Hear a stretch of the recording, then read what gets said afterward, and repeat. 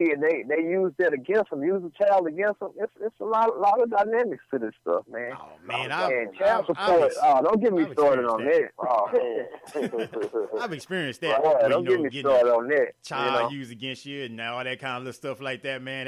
That makes no sense. And used to be, man, when I was going through that, man, I was like, you know what? Why even try? Right? You out there trying, you out there going to court, you're trying to do things the right way, and all you getting is just railroaded and done dirty. And I'm not one of those people, but I do understand why some cats that are weaker just walk away. Just walk away. Right.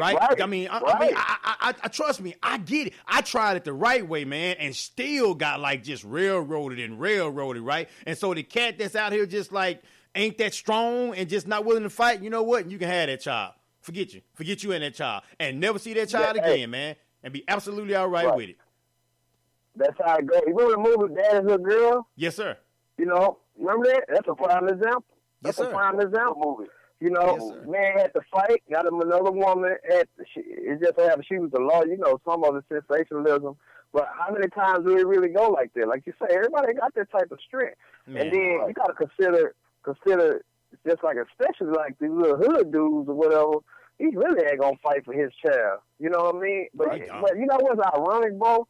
It seems like them women, those type of women who have a dude like that, they let them make it. They don't put them on child support or nothing. But the ones who really trying to be in the child's life, he catch hell all day, every day, right, bro. Right. Just for trying. You got that ratio of some of the brothers, man, that, you know, they don't realize, like, you know, they complain about, even with the child support, you know, just in that aspect. Some of them complain about the child support. But most of them that really complain about the child support is because they never tried to stay there and be no father. Because if you did, you would know $250, $300 a month is no money, man, to come to taking care of no child.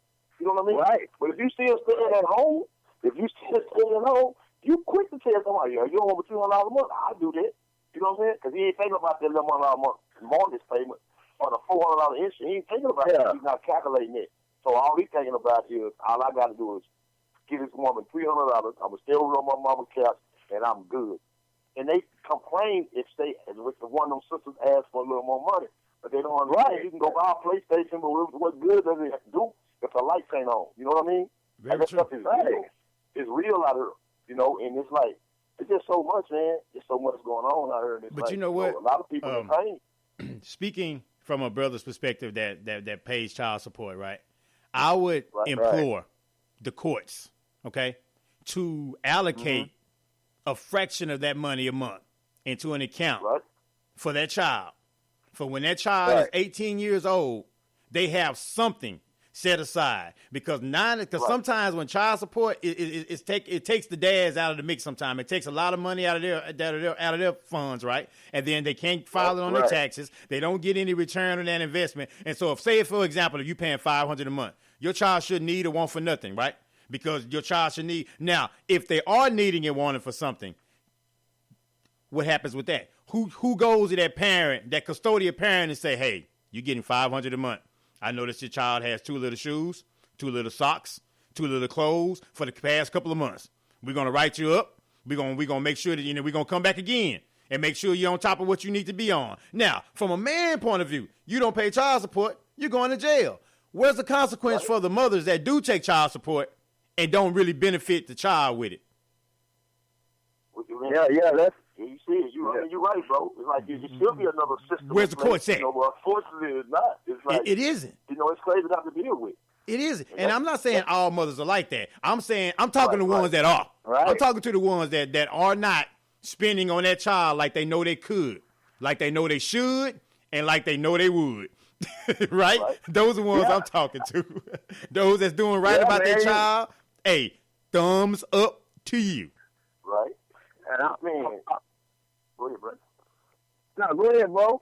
No, I was just going to say it's just crazy because, you know, man, and, you know, especially like I say, in the black communities, you can see why so many problems exist and why it's pretty much dysfunctional.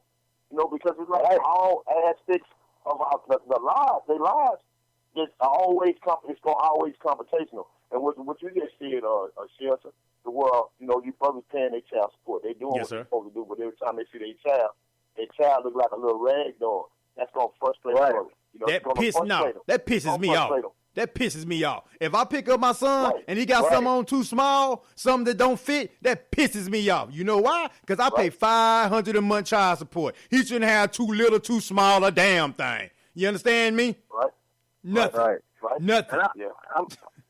I'm gonna say this, man, because y'all brothers hitting on some stuff. Right. You know, man, I you know, when I you know, got my divorce and stuff like that, hey man, that was a very difficult time for me. Not just because of the ex-wife, yes, sir, but I had to think about my child. Yes, sir. And you know, the whole reason I got married. Now we talk about because we conscious brothers. Mm-hmm. So I'm not, you know, nobody can love my daughter. No other man can love my daughter like I love her. He can love her, but not like me. He can't teach it. He can teach it, but not like me. You know what I mean? That's how I truly feel. Now, and you know, so I went through that. And you know, me and this other brother, we always having conversations about our daughters. It's no substitute for being in that house every day with your child. No. And I encourage any brother who has children, if you can try your hardest to make it work. Now, you know, some stuff ain't meant to be, but try to make it work, because you're going to have to deal with different dynamics. You know, her getting another guy, and, you know, you got to be careful. And everybody ain't got, you know, I'm blessed, man, to have my daughter's mom. She's a great mother. She's about the welfare of her child. But then also she knows how passionate I am and how serious I am about the welfare of my child. So, you know, man, we got these children being molested and everything. I mean, all this stuff, bro. We talking about my stepfathers. I don't have homegirls talking about their stepdaddy done raped them or looked at them. So, man, we got to think about it now. Boys, you know, they ain't even safe these days. So, man, then you got these girls who not only don't have their children looking nice, they have different type of people around them. Might be hustling, got dope in the house. You risking getting your child taken up by the CPS or whatever. Smoking weed around them. I know people who do that, bro. I know other people, you know, smoking weed around their children, bro. Inside, like little kids. Mm-hmm. Come on, man. You know, what we doing, bro? Mm-hmm. What we doing? What you used to doing? Really, it's a serious conversation we having, bro. Because you see it in TV, you see it on TV, you hear about it, you hear listen to the radio, you're gonna hear like everywhere you turn around, it's chaos. Like I said, especially in black communities, man. You know what I mean? And like I said, it goes back to with some of these segments we be having, man. Like some of those entertainers, you know, they have to be held accountable, man, for some of the music that the stuff that they actually putting out here. I love rap. Me and Brandon been rapping for a long time. You know, I feel like we probably the artists, you know, just being honest. But it's like when you hear some of the stuff that's out here, man. Mm-hmm. Like I have to say this, man. The other day I was watching a football game, and my little cousins, you know, they like 18, 19. They like babies, really. Man, they was watching a football game, and all of a sudden they just went to talking about like really like sexual behavior, and it's kids around. Like nobody was there, and it's like. Mm-hmm. When I was growing up, and we didn't have them type of conversations, they didn't talk like that. Right. So, like, where did that mindset come from? It comes from this, what you feeding yourself, the music that you listen to. Exposure. Everything around you is we feeding off of it. And this is why we see all this chaos, man, in the neighborhoods like this, and in our communities like that. And it's sad. And for those that try to, you know, to speak up against it, man, you know, that's like what we try to do. You know, it's a struggle. You know, it's frustrating. You know, it's like we beating the dead horse sometimes, but it's like, you know, I have children. I have two beautiful daughters and an older son, and it's like you got to keep striving because you want something better for them. You know, like me and Brandon was talking one day, like with our daughters. It's like when I look at, you know, with my peers, like most of us in the prison, like some of them still in and out of prison, that's got sons. So I'm looking at these some of these guys that I know in and out of prison that got sons. My daughter's age. This is some of the guys they gonna be choosing from. So it's like we have to be out here trying to enlighten each other, because that's the little they got to pick from. So that's why it's imperative that, you know, all of us try to be as upright as we can, try to be as understanding as we can, and you know, and sometimes, you know, so me and Brandon was talking about earlier, man, with a personal situation of mine. some things that you go through in your life as a man, you cannot bend on them. You can't break on them. You know, there ain't nothing wrong with being flexible. There's some things that you got to stand firm on, because if you don't, it's not ever helping the situation. You know? And, put one foot down, it's just a lot of stuff. It's a lot of, like y'all been saying, so many different dynamics to this, man. Like, we got a lot of work to do. It is. Well, that's where Think About It Radio and the conversation that we have and the roundtable discussions that we take place, is that people can grab something from this, because everyone has been married. Well, a lot of people have been married, divorced, kids, stepkids, so this conversation can resonate with a lot of people. Right. And then so they can listen to this and like, what can I do to better my situation? How can I be a better step parent? How can I be a better step kid? How can I be a better giver? How can I be a better provider? As we talked about before, as far as setting boundaries, how can I be a better limit setter? Right? How can I be a better boundary setter? What am I willing to allow? If this is causing trouble over here, then if I deem this as important and valuable, I'm going to make sure that nothing causes a rift. That's why I think unity and communication comes into role, especially in a mixed household, right? Right. Is that because it's almost a slap in the face to someone that comes in and does all they can to try to love and care, and all you say, well, no, the inmates will run the asylum. It doesn't matter what you say. It doesn't matter. It doesn't matter what you do. It doesn't matter what you bring to the table. Even though the conversation, I really would love a good person in my life. Hell, you get one and you run them off. Hey, man, Vince has said this one time before. Yes, sir.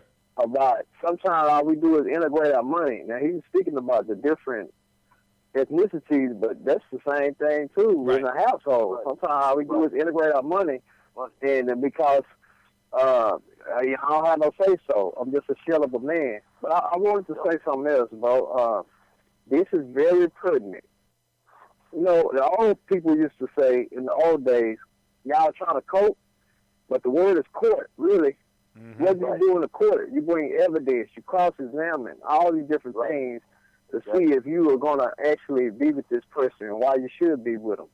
Now, what we fall into is looking at how they look, how they shape, you know what I mean? And we never, we don't really have nothing to talk about it a lot of times because we ain't reading nothing a lot of times. We ain't got no substance in that area, the character. So you're not looking at the character. You're just looking at how this woman look or how this man look. So what happens is you end up getting a relationship and you plant your seed in something, and it's not gonna reap a good harvest because that's all it was, a sexual thing. So you better be careful. You know what I mean? What you plant your seed in, because you're looking at 18 years at the minimum, right? Yes, right? At the minimum. Really your child is all your whole life, right? But we saying at the minimum, at the bare minimum, 18 years you're going to deal with whatever come along with this. But don't say, what we need to stop saying is, I got a sorry baby daddy, sorry baby mom. Well, you picked them. You picked them because you didn't look deep enough. So what does that say about you? What does that say about that individual? About you? If you pick somebody that's sorry in your life, if you pick somebody that's whipping you up and down the street, breakfast, dinner, and supper, what does that say about you? Right? You mean to tell me you deserve that? You mean to tell me you can't pick better than that? Okay, here's my thing. When I hear people say, okay, well, yeah, I got a sorry baby dad. Okay, how many kids you have? Oh, I got 2 kids. You didn't know he was sorry after kid number 1? So you did him a favor and let me go and have 2 kids by your sorry ass. All right. Okay. That make a lot of sense. That make a whole lot of sense. Right. But then it's the dude's fault that he that's sorry. There's got to be some culpability somewhere. So you mean to tell me there was nobody else around that was asking your name and asking you for your name and number except for somebody that was proven to be sorry? And that's why I go back to what you just said, Shep. I go back to what I was saying. Why do these kids, especially boys, feel like they should have to take care of their mama, but their mama really making their own mistakes? Exactly. It's a mistake at first, but then sometime after that, it's not a mistake because you keep making a choice. So why should I have to pay for your mistake, so to speak? You put me in this situation by the men you were choosing. Exactly. I mean, we just got to be real, man, with these dynamics.